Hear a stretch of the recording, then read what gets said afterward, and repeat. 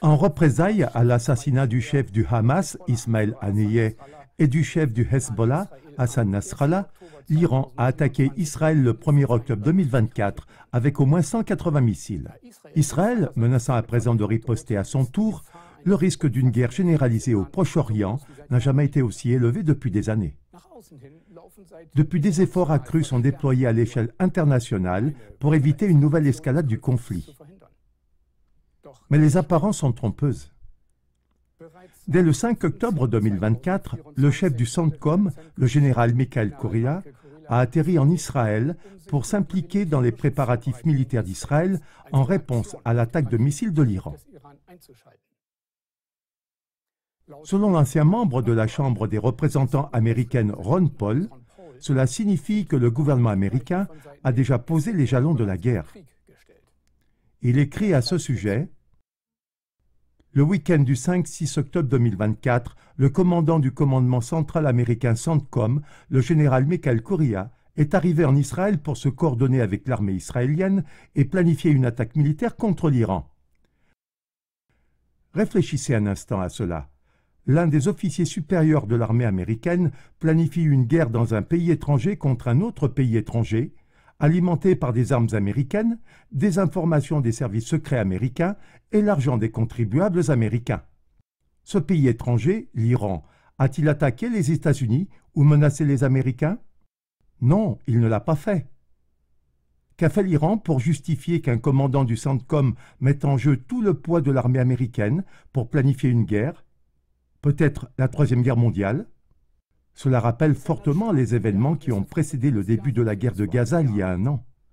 Le 16 octobre 2023, le général américain Michael Koria s'est également rendu en Israël pour s'entretenir avec le commandement militaire.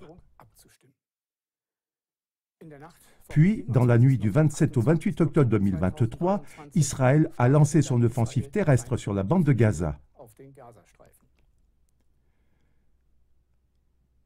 Après une guerre par procuration meurtrière et insensée de près de 3 ans, menée par les États-Unis contre la Russie en Ukraine, une guerre contre l'Iran est peut-être à présent le prochain coup de l'administration américaine. Cela pourrait déclencher un embrasement généralisé au Proche-Orient et une troisième guerre mondiale.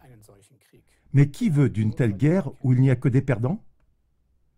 Pour répondre à cette question, l'analyse claire de Martin Armstrong, analyste américain renommé en matière de finance et de géopolitique, analyse datant de 2022 au début de la guerre en Ukraine, est peut-être plus actuelle que jamais.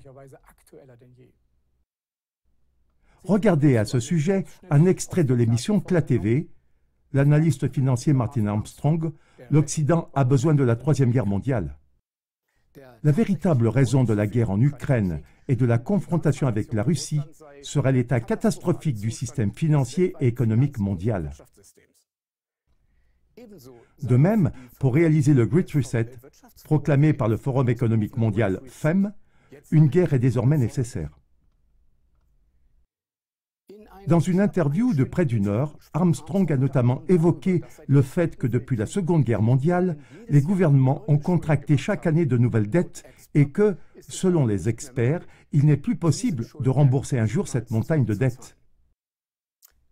La raison en est que la dette publique mondiale a atteint le chiffre inquiétant de 71 600 milliards de dollars, dont environ 30 000 milliards de dollars pour la seule dette publique américaine, et qu'elle ne cesse d'augmenter.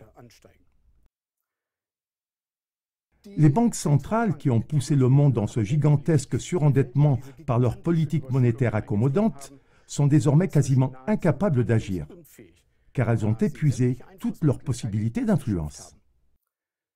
De plus, leur politique monétaire a alimenté l'inflation sans pour autant parvenir à relancer réellement l'économie.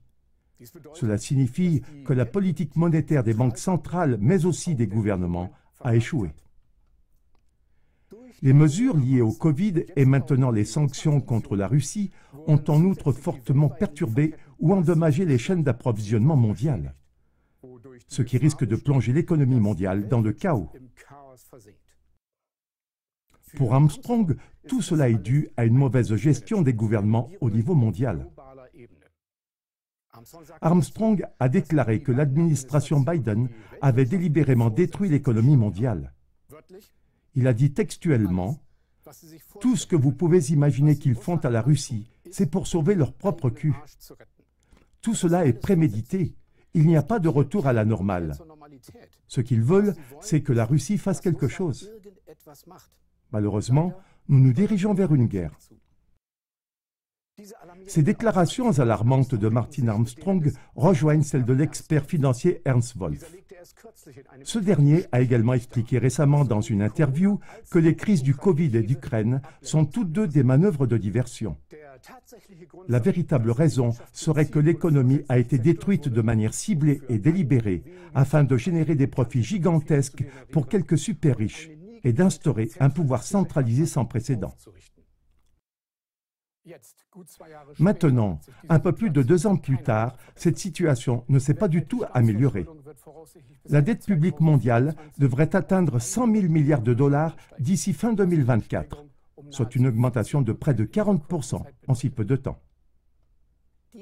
L'ancienne locomotive économique qu'était l'Allemagne est tombée en récession, tandis que des milliards de dollars et d'euros continuent d'être injectés dans la guerre en Ukraine et que l'industrie de l'armement génère des profits gigantesques aux frais des contribuables. Aux États-Unis, un effondrement bancaire d'une ampleur historique, qui est même délibérément provoqué par la Fed, la Banque centrale américaine, menace également. Cela signifie que la mauvaise gestion globale dont parlait Armstrong à l'époque a pris une ampleur extrême et est de plus en plus mise en lumière. Dans ce contexte, une guerre contre l'Iran pourrait être la prochaine manœuvre des tireurs de ficelle mondiaux. Mais il faut s'y opposer. Pour conclure, écoutez les paroles bouleversantes de Ron Paul qui concernent également tous les pays européens. Avec cette guerre, nous aurons moins de liberté, moins de sécurité et plus de pauvreté.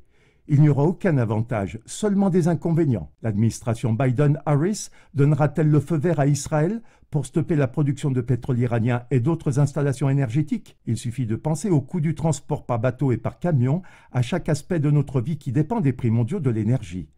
Ce serait une catastrophe économique. Nous glissons comme des somnambules dans une guerre catastrophique, bercée par la propagande ininterrompue des médias. Des milliards supplémentaires seront soustraits à notre économie et de nombreuses autres vies innocentes seront perdues dans cette folie. Près d'un quart de siècle plus tard, nous n'avons toujours pas tiré les leçons du 11 septembre. En semant la désolation et la destruction sur des peuples étrangers qui ne nous ont rien fait, nous nous créons des ennemis qui se vengeront. Nous nous faisons du tort à nous-mêmes. Et nous risquons des revers. Le temps de s'opposer à cette guerre imminente, c'est maintenant.